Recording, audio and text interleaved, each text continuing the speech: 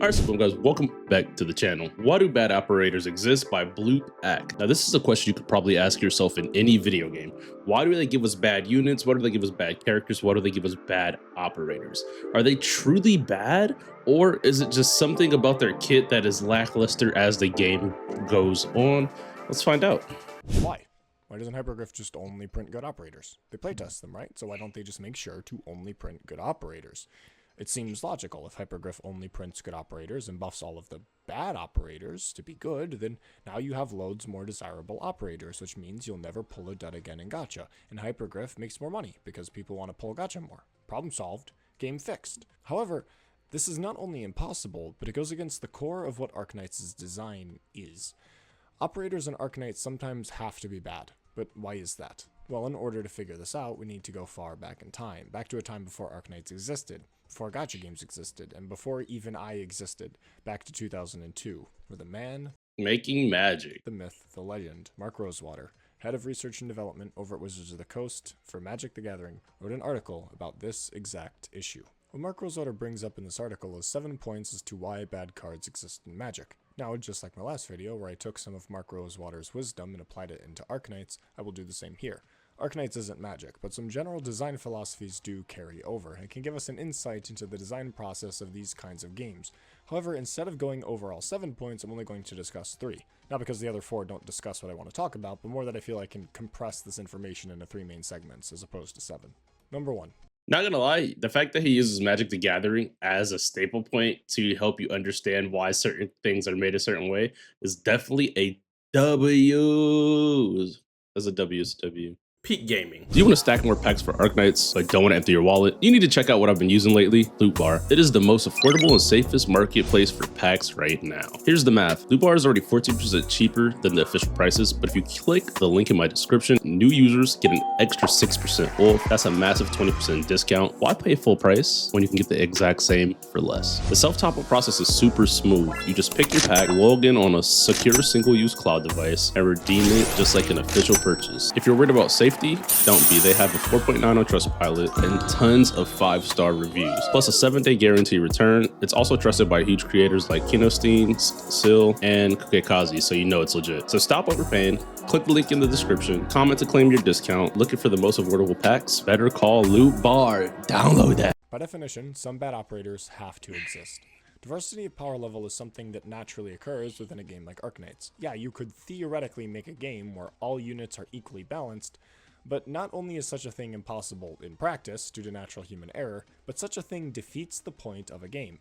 If all operators are equally useful, the aspect of the gameplay becomes irrelevant. If every operator is equally good, then any lineup is thus equally good. The point of having different operators is now pointless. The only essence of gameplay left in this environment is maximizing minute differences in subtle interactions or synergies, which not only appeals to— But isn't that kind of like, and I could be wrong, but isn't that kind of what we already do, right? Like you could optimize your team for slight variance to tackle certain threats a certain way.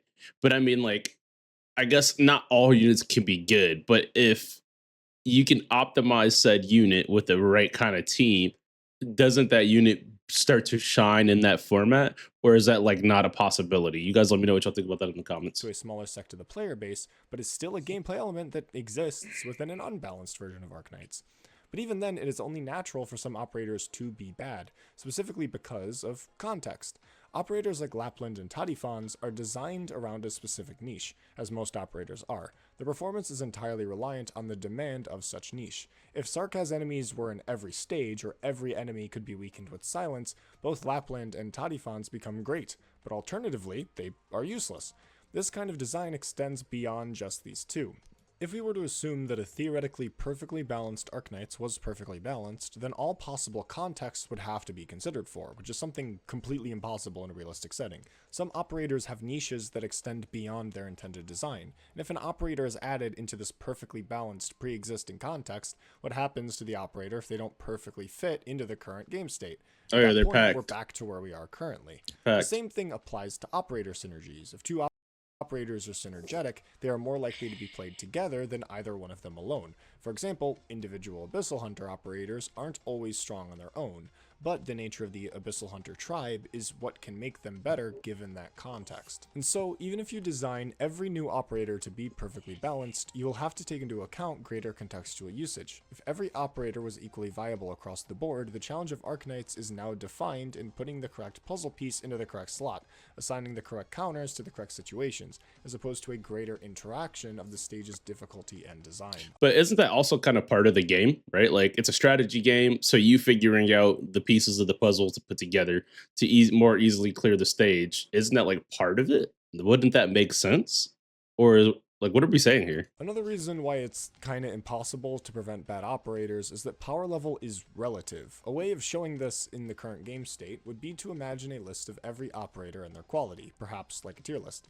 Even if we were to remove every operator below S from the game, there still exists a worst operator in the game, that being the operator at the bottom of this new list. The nature of power creep also affects this relative power. An operator like Jessica isn't bad at all for general DPS, but since alternatives exist in the marksman subclass that are capable of dealing higher and more rapid damage, Jessica is weaker by comparison. If these operators didn't exist period, then Jessica would be considered relatively good. The real question is though, does this mean that Jessica is good or bad? Well, it's up to you. Most people have their own imaginary line for where they draw good or bad, and it's usually dependent on what you want out of the game. If you're someone That's like fair. me, you're laxer with determining operator quality, as opposed to someone more focused on the meta who may be stricter. But of course, all of this is far from objective, and the nature of having operators that can appeal to those laxer players is also a heavy element of why a lot of bad operators exist. Number 2. Different operators. Plus, I was going to say this is fair. Different operators appear to different people. This is valid, but I was going to say like it really comes down to like your gaming playstyle too. If you're a competitive player and you only care about clearing the levels as fast as possible, you're going to want the strongest units possible for every level or whatever your teams are, right? If you're a power fantasy player, you're just going to want to have a good time. You're going to want to see shit get deleted. You're going to want to see shit go boom. You feel me? You're going to be more into that. And then if you're like the more studious type, where you're like really trying to fine tune a niche or you want to beat it in the most complicated way because that's how you get your enjoyment, the different operators would appeal to that. And if this game is about strategy and appealing to multiple styles of players, this does make a lot of sense. Appeal to different players. This is what I feel is the single most important point out of this list. The different operators are simply not designed for every single player. And this is the reason why I made those 3 types of Arknights players. Oh, that's a good video. The design goal I for watched this off stream. It was really appeal. good. If you haven't seen it, I'd recommend looking at it just for context. Now, let's look at the most recent event, at least at the time of writing this. The Rides of Lake Silbernhis. What a name. The event has 2 gacha operators that I feel are designed for 2 completely different players, Deeganbreaker and Leto. Deeganbreaker is an operator designed for Spike. Her kit is very simple. Every single skill is just being the Swordmaster special, a shit ton of damage over and over again. This is to appeal towards the Arknights metagame and endgame content, such as Design of Strife or high-risk contingency content. Competitive player. Having an operator that just simply does all of the damage in the world is what appeals towards harder endgame content, as well as appealing towards players who enjoy min-maxing aspects of Arknights. Leto, on the other hand, is designed for Johnny. Her talent helps boost Ursa's student stealth-governing group operator's damage output while her skill is active, which appeals to Ursa's student tribal strats where you just go off when activating her S2. Her S1 boosts her attack speed by a ton, boosted further by her talent and then again by her module if you have it.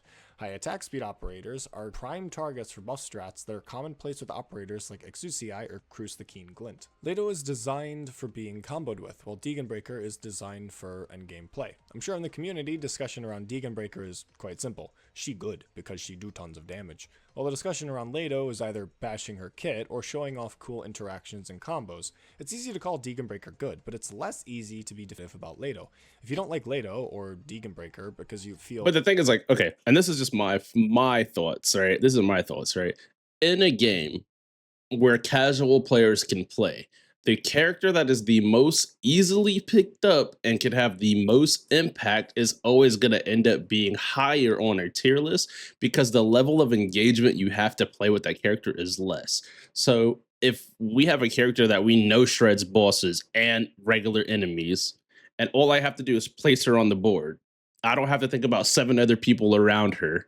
to get the best out of her, that kind of character usually always ends up higher on the tier list because again, not everybody is locked into the super meta. Some people just enjoy playing what they want to play, so they're going to make teams like that. Some people just want to play heavy meta and they just want to boom shit and see shit die. So some people are going to do that. There's other people who want to play a more intricate style where they take their time and build things around the team and the units. So it makes sense. they're too weak or too strong, then you probably just Makes a aren't lot the of sense. player that operator was designed for. If an operator is reliant on another operator to perform well, they're often designed for Johnny. If an operator adds to the game's power creep, it's designed for Spike. And the nature of having a diverse playfield of unique mechanics and operator functionality just naturally appeals to Timmy. I think the best example of this is how Crushers have been commonly disregarded as a bad archetype for such a long time, at least until I made a video talking about why I think they're actually pretty good. The thing is though, is that in order for you to agree with my stance on Crushers, you as a player would need to value the same merits of operators as me. Some players would have no use for my analysis, because it's irrelevant to the playstyle of That they're Spike. using, yeah, Why which is learn how to valid. use the worst Crusher when you could just use the best Crusher, or just don't use Crushers? Rather, instead, that analysis is more oriented towards players like me, who enjoy experimentation and creative play. The same logic can be applied to other commonly considered awful operators like Winflet, Kirara, and Spurya. These operators weren't designed to be these massive, impactful operators, but instead to be more oriented towards the combo player, rather than the metagamer. I'm not trying to say that my playstyle is the best one and everyone else is beneath me, I'm just going off of my own experience. I understand why some players don't like Crushers, because Crushers aren't designed for them.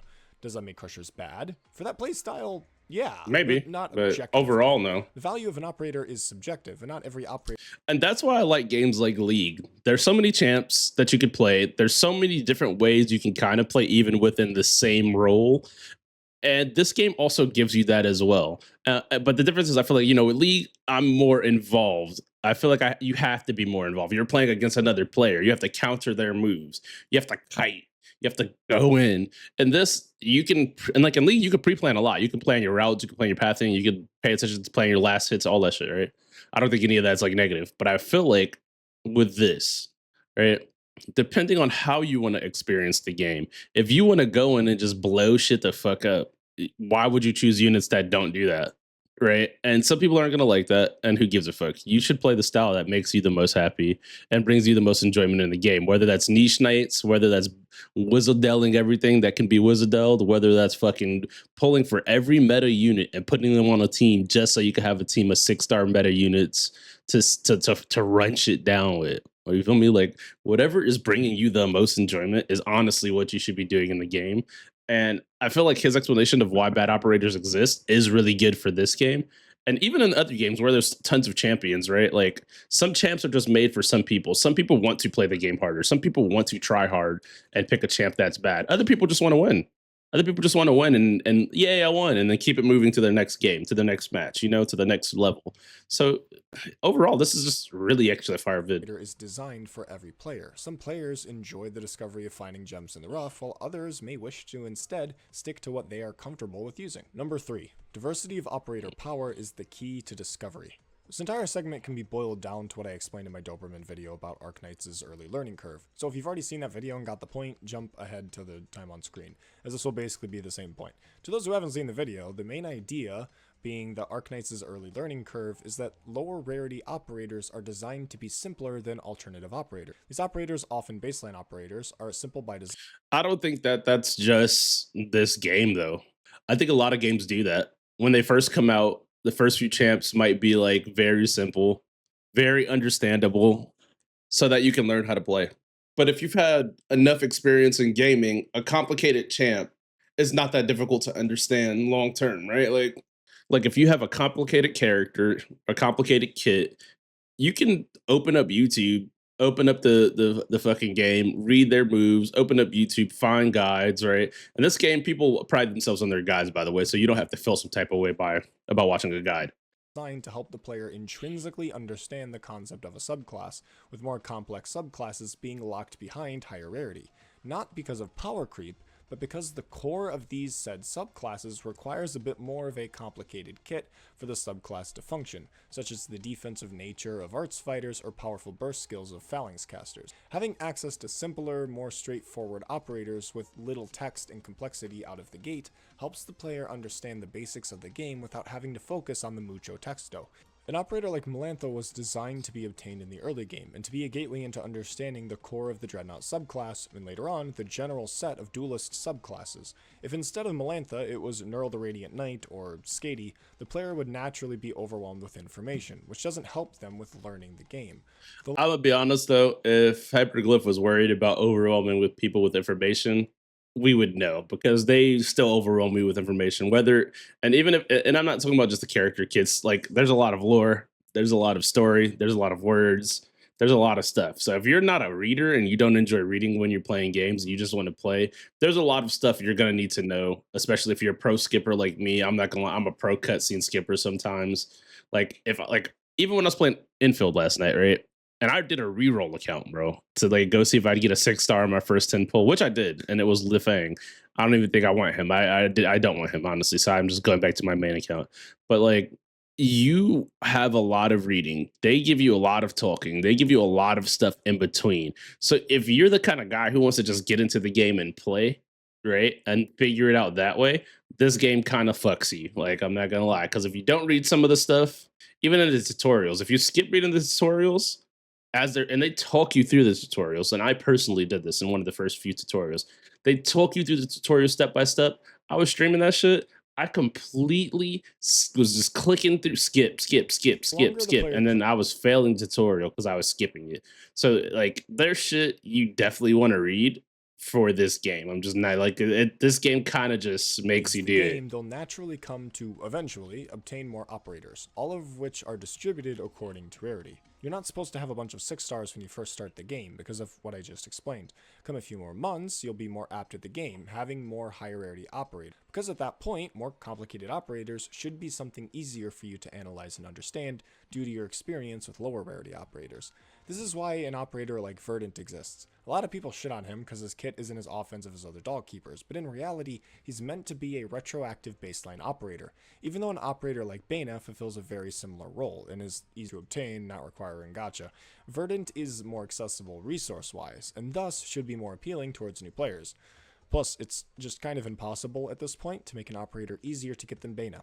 60 purchase certificates, max potentials, fucking incredible. Verdant's kit is designed to extend his survivability greatly, intentionally putting emphasis on his role as a pseudo-immortal tank, specifically for ranged and arts damage. He is designed to be tanky so that players can better understand the infinite tankiness of Doll Keepers, which is their main selling point. Thus, it's these bad operators that are often the course for discovery and understanding for a newer player. Verdant wouldn't be carrying you in endgame content because he isn't meant for endgame content. He's meant for early and mid-game. A large chunk of operators perceived as bad by nature of their low rarity is more explained by the necessity of having a low bar to entry.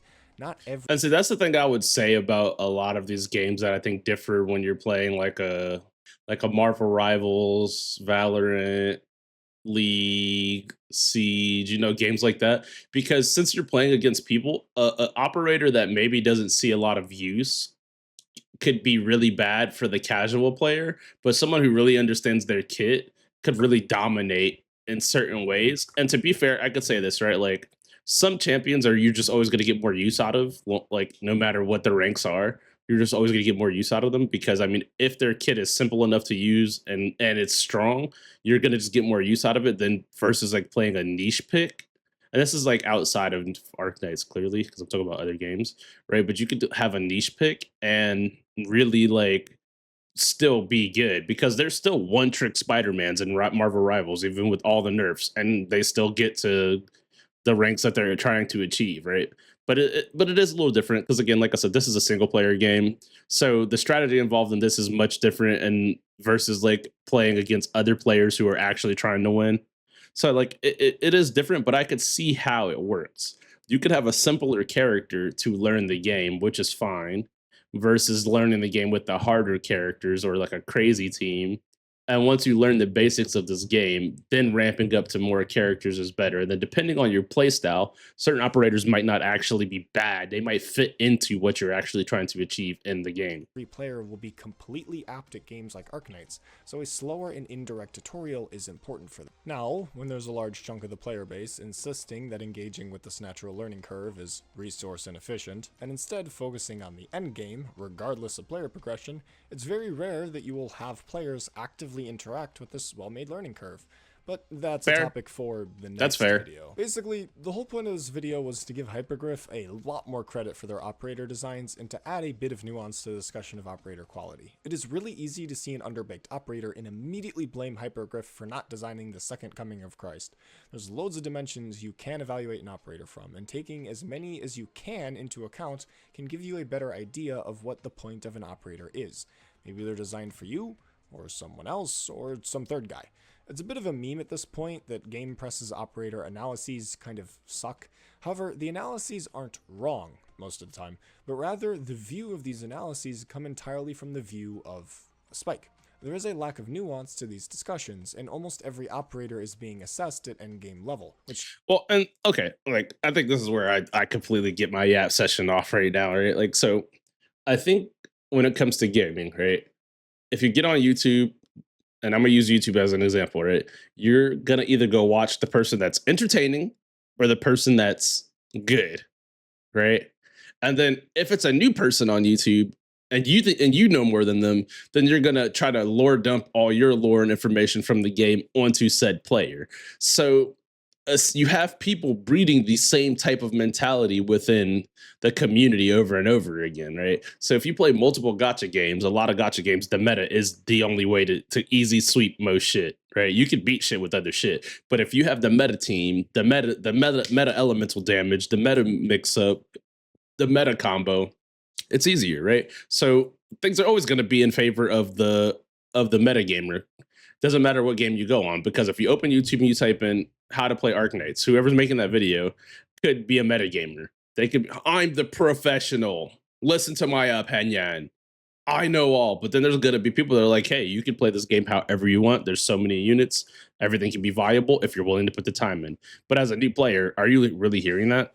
And if you're a veteran player and you have your play style locked in for 6 years, this game's been out for forever, by the way, right? Like, you're probably going to be the guy that's like, well, I don't use that. That's trash. This is better. I use this because it's more effective in game. Like, dude, that person you're talking to might not even have in game on their mind. They're just trying to have fun.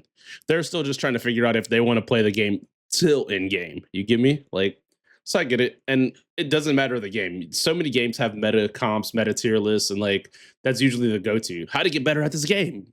Play this guy because the other guy sucks, and get good at this guy. You'll never lose. That's a good thing. defeats the point of a lot of operators. Not all operators are designed for hyper difficult endgame content, and so to assess all operator quality by that metric, loads of operators don't get a fair chance at usage from your average player. Not because the operator is actually bad, but because the high meta assessment is considered objectively correct, when in reality it's an assessment meant for a specific player type. What GamePress says usually isn't incorrect. And if you manage to pull a bunch of players and made a tier list with their answers, you probably will end up with a tier list similar to GamePress's. But the downside of a very one-sided assessment is that it can discourage players who don't align themselves with that perspective. If the only discussion of operator quality is made by Spike, then it's possible Johnny and Timmy won't even realize that they enjoy the game for reasons other than account optimization.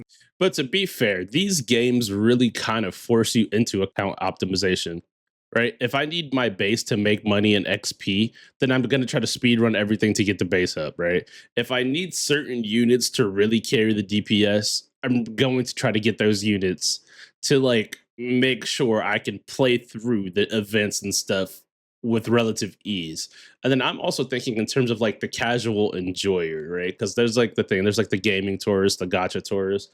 I like to consider myself an actual gamer, but I do like to play a variety of games, a spectrum of games. So I could also say maybe I'm like a gaming tourist as well. So I could see if you just wanted to try a game, maybe you'd play it for a month. You might just want the strong shit to boom some shit so you could play the game in your free time. You might not have hours to sit down and be the meta gamer to optimize everything, or to be the creative gamer to figure out every single strat. And to be fair, again, there's YouTube videos explaining what team comps do this, what team comps do that. So you can use that. But maybe you don't even have time to watch the videos to do that. Maybe you just want to get on there, you see a 6-star, 6-star, yeah, let's boom some shit. And like that's all you care about. So like I think like taking into account that everybody does play video games differently, like some people are really just gonna want the meta. Some people are just gonna really want to have fun. And I can say this, right? We'll use rivals as an example. Squirrel Girl and Moon Knight can be extremely oppressive in the right hands, right? But there's some situations where they're not a better pick than fucking Punisher. There's some modes where they're just some maps where they're just not a better pick than him, right? If everybody's a flyer, you got Iron Man, Ultron, Storm. You got 3 flyers, and then you got Squirrel Girl launching nuts. Like there's 3 flyers. Half the team is in the sky, dude. Like, why won't you switch to like Hella? You feel me? Phoenix, Punisher, Hawkeye. We're not gonna say Black Widow after the Black Widow drama. That shit was insane. But you get my point. There's a lot of things that could be done in gaming that may just be better for the team game to win. But since this game is not a team game, I think that the freedom they give you to play with whatever units you want is just really good. Whether it's about booming everything, whether it's about optimization, whether it's about just finding unique things to do. I think like for Arknights, that just works really well. But in a lot of games, playing the most optimized way is the best way or fastest way to win. Because if you lack skill, but you pick a character that is easy to play to make up for that skill or can add value to the team, period, it does make it better. Might get stale for them, and they'll just end up dropping the game. Not because the game's bad, but because they never had a chance to explore what they could love about the game. Obviously, I have my own biases that determine what I think a good is. Everyone does. The best thing you can do is figure out those qualities for yourself, and hopefully what I've talked about in this video, and the previous one, can give you a good idea as to what you may enjoy out of Arknights. And even more hopefully, this kind of perspective can make operator analyses conversations a bit more understandable, especially between two people who have completely different experiences with Arknight. If you're a Spike, that's great. Johnny, awesome. Timmy, welcome aboard. I don't care who you are or how you play. I just want to encourage you to find that play style that you genuinely. So remember, there are no bad operators. They don't exist. And the whole thing with playstyle, dude, is like if you've played a lot of games, you know what your playstyle is. Right, like you know, like, and let's say this, like if you play games where you could be a mage or a thief or an assassin or a hunter, and you always pick mage or hunter, you always pick like a ranged person, that might just be your playstyle. Maybe you like kiting, maybe you like having the safety of range but still being able to do big ass damage and burn shit down, or maybe you like elemental damage, or maybe you just like shooting shit, you know, like everyone has their play styles, and I think that like that's inherent and very obvious when you see people play certain kinds of games. And people should just be able to enjoy games the way they want to. Now, if you're playing a competitive game and you want to win, then you should play what's going to help you win the best, or just get better at the character that you really enjoy so that you can have a better chance at winning. Those are just the things that happen. But like in PvP games where there's actual counters to X, Y, and Z, you definitely want to like be prepared. But you guys already know what time it is. This is the end of the video. Make sure you guys hit that like button and subscribe. Let me know how y'all are feeling about Infield. I'm gonna end up making a video about my first 3 hours on it. It was something. It started off so strong, and the factory part is not even my least favorite part. That doesn't really bother me. Like I could see it getting tedious, but it's like not bad. It's like kind of cool, a cool separate mechanic from like, you know, other games. But actually, we'll just talk about that on stream. I'll see you guys later. I'm out here. Peace, guys.